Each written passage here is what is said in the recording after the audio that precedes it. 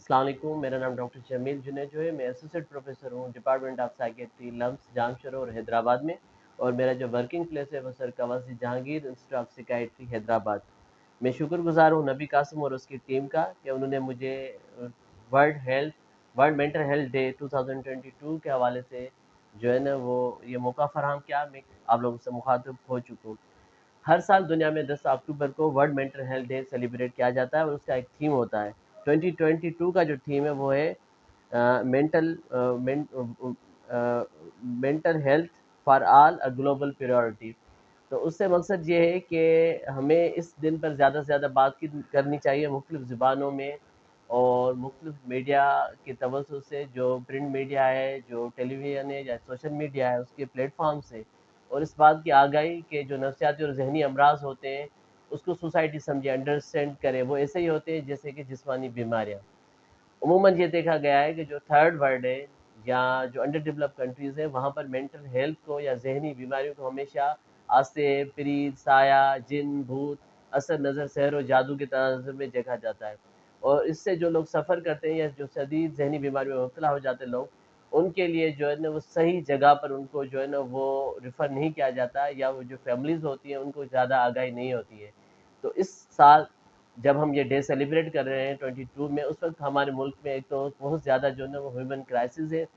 جو موجودہ فلڈ کے حوالے سے ہیں. کافی سارے لوگ ڈسپلیس ہو چکے ہیں اور اپنے گھروں سے، اپنے علاقوں سے، آبا علاقوں سے نکل کر وہ جو ہے نا ایک ایسی زندگی گزار رہے ہیں جو خانہ بدوش والی زندگی ہو کر رہ گئی ہے. وہ کیمپس میں موجود ہیں، وہ ڈفرینٹ بڑے شہروں میں آ گئے ہیں، وہ گورنمنٹ کی ڈفرینٹ جو بنائی ہوئی کیمپس اور جو کچھ این جی اوز ہیں وہ ان کی دیکھ بھال کر رہے ہیں. اسی توسل سے جو مینٹل ہیلتھ کرائسس ہیں وہ بڑھ جاتے ہیں. تو ہمیں یہ سوچنا پڑے گا کہ جو ذہنی صحت ہے اس کو پہلے تو ہم اس طرح ہی رسپیکٹ دیں ان مریضوں کو، جس طرح کہ کوئی جسمانی طور پر بیمار ہوتا ہے تو اس کے لیے سب مواقع ہوتے ہیں کہ اس کو بہتر سے بہتر جگہ پر لایا جائے اور اس کے لیے بہتر جو ہے نا وہ معالج ڈھونڈا جائے اور اس کی ٹریٹمنٹ کی جائے. مگر بدقسمتی یہ ہے کہ جب بھی نفسیاتی پہلو نکلتا ہے کسی بھی مریض سے، وہ ڈپریشن کا شکار ہوتا ہے، انزائٹی کا، یا شدید ذہنی بیماری جس میں شیزوفرینیا ہے، بائیپولر ہے، یا ڈرگ ریلیٹڈ ڈس آرڈرس ہیں، سبسٹینس ریلیٹڈ جو ہمارے معاشرے میں بہت زیادہ ہوتے ہیں، تو پھر ان کو درگاہوں پر لایا جاتا ہے. وہاں پر پیری فقیری کا سلسلہ ہوتا ہے، یا ان کے لیے اس طرح کے جو ہے نا وہ عمل یا عوامل تجویز کیے جاتے ہیں جس سے جو ہے نا وہ بجائے اس کی طبیعت بہتر ہونے کے زیادہ بدتر ہو جاتی ہے.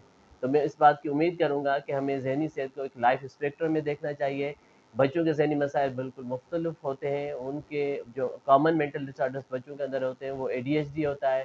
وہ آرٹزم ہوتا ہے، اور وہ لرننگ ڈسیبلٹی ہوتا ہے، یا ان کی آئی کیو سے ریلیٹڈ ایشوز ہوتے ہیں، یا لرننگ سے ریلیٹڈ ایشوز ہوتے ہیں. پھر جب ہم ایڈولسنٹ کی بات کرتے ہیں تو ہمارے معاشرے میں سب سے بڑا ایریا آتا ہے جس کو ہم جو ہے نا ڈرگ یا سبسٹینس ریلیٹڈ ڈس آرڈرس کہتے ہیں. یوتھ کے اندر بہت زیادہ کرائسس ہوتے ہیں. وہ ایک ٹرانزیشن فیز میں ہوتے ہیں، چائلڈہڈ سے ایڈولسنٹ کی، اور ایڈولسنٹ سے ایڈلٹ ایج میں. تو وہ ایک ایموشنل ٹرمائل سے گزر رہے ہوتے ہیں، ان کے اندر ایک سائیکولوجیکل اسٹرام ہوتا ہے. تو اس میں پیرنٹس کو زیادہ کیئر کرنی چاہیے. جب وہ ارلی جو ہے نا ٹین ایجرس بنتے ہیں تو اس وقت ان کی زیادہ کیئر کرنی چاہیے. اور اداروں کو بھی اور گورنمنٹ لیول پر بھی یہ چیزیں ہونی چاہیے کہ ہم ان کو میکزیمم ایکسٹرا کریکولم ایکٹیویٹیز میں انگیج رکھیں کہ بچے جو ہے وہ ان چیزوں سے بچے رہیں جس میں وہ بعد میں سبسٹینس یا ڈرگس یا نشہ آور چیزوں کی طرف مبتلا ہو جاتے ہیں سوسائٹی میں. اس کے بعد سب سے بڑا جو ایریا آتا ہے وہ آتا ہے 15 سے 45 سال کا، جس میں انسان کی ایج بہت زیادہ پروڈکٹیو رہتی ہے. مگر میں اسی دن کی توسط سے بولنا چاہوں گا جو ڈپریشن ہے وہ اس وقت 22 تک یا 2020 تک سیکنڈ لیڈنگ کاز تھی، اسکیمک ہارٹ ڈیزیز نمبر 1 تھے. مگر جو پریڈکشنس ہیں ورلڈ ہیلتھ آرگنائزیشن کی اور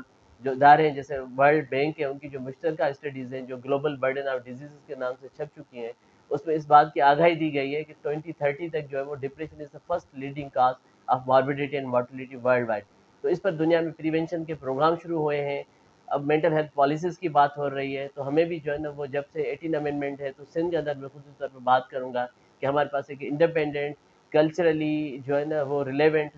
مینٹل ہیلتھ پالیسی ہونی چاہیے کہ ہم کس طرح مینٹل ہیلتھ کے اندر جو ہے نا پریونشن پر کام کر سکتے ہیں. اس میں جو آخری ایریا آتا ہے وہ آتا ہے اولڈ ایج کا، جس میں ڈیمینشیاز، جس میں جو ہے نا ڈپریشن، اور جس میں کو ماربڈ سائیکیٹرک النیسز ہوتی ہیں. جب آپ جسمانی طور پر کئی دہائیوں سے بیمار ہوتے ہیں، آپ کو جوائنٹ سے ریلیٹڈ پرابلم ہوتا ہے، آپ کو ڈائبٹیز ہوتی ہے، آپ کو ہائپر ٹینشن ہوتا ہے، یا آپ اسٹروک وغیرہ سے سفر کرتے ہیں، تو اس کے بعد بھی ذہنی الجھنیں بڑھ جاتی ہیں یا نفسیاتی بیماریاں شروع ہو جاتی ہیں، تو اس کو بھی ہم کو ماربڈ سائیکیٹرک النیسز کہتے ہیں. یہ بہت بڑا ایریا ہے. اس کے علاوہ جو پوسٹ مارٹم سائیکیٹرک ڈس آرڈرس ہیں جس میں خواتین جب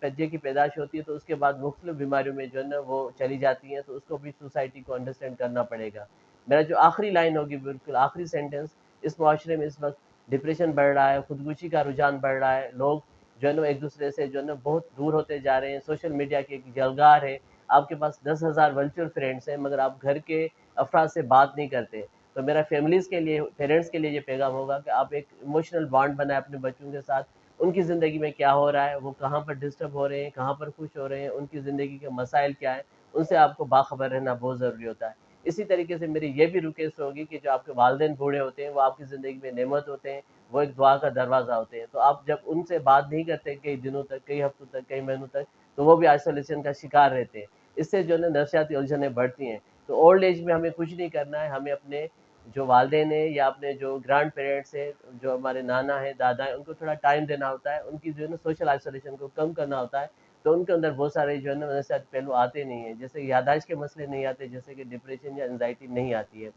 تو امید ہے کہ جو ہے نا یہ میری ساری باتیں، اس سے جو لب لباب ہے وہ یہی ہے کہ ہم مینٹل ہیلتھ کے مریضوں کے بھی رسپیکٹ کریں، اور ان کے لیے بالکل ایک ڈیوینٹ آئیڈینٹیز یا جو اسٹگما ہے اس کو ختم کریں، اور ان کے لیے ایک بہتر جو ہے نا وہ معاشرے کی جو ہے نا طرف بڑھیں کہ ان کو اس سوسائٹی میں ایک رسپیکٹ ملنی چاہیے۔ ذہنی بیماری ہو جانا کسی کے کردار کی جو ہے نا وہ کمی نہیں ہے، خرابی نہیں ہے، یا اللہ میں اس سے ناراض نہیں ہے، اس کے اوپر کسی قسم کا عذاب یا غضب نازل نہیں ہوا۔ یہ آپ کو ہو سکتی ہے یا مجھے ہو سکتی ہے، یہ دنیا میں ہر جگہ اس طرح رپورٹڈ ہے کہ یہ without difference of any class, any culture, any religion, society میں ہر جگہ یہ بیماریاں موجود ہیں، پوری دنیا میں، ورلڈ وائڈ، جب ہم جاگرافیکلی ڈسٹریبیوشن میں دیکھتے ہیں۔ تو اس وقت ہمیں جو ہے نا پاکستان کے تناظر میں خاص طور پر ان لوگوں کا زیادہ خیال رکھنا ہے جو لوگ فلڈس کی وجہ سے جو ہے نا متاثر ہوئے ہیں، اور وہ جو ہے نا اپنے گھروں سے دور ہیں، تو ان کی ذہنی صحت کے حوالے سے بھی میں ریکویسٹ کروں گا کہ ہمیں وہ جو ہے نا وہ کلچرلی ریلیٹڈ جو ہے نا اس طرح کی ایکٹیویٹیز کرنی چاہیے کہ ہم ان لوگوں کو جو ہے نا سوشلی اپنے ساتھ ملا کر رکھیں اور انکریج رکھیں،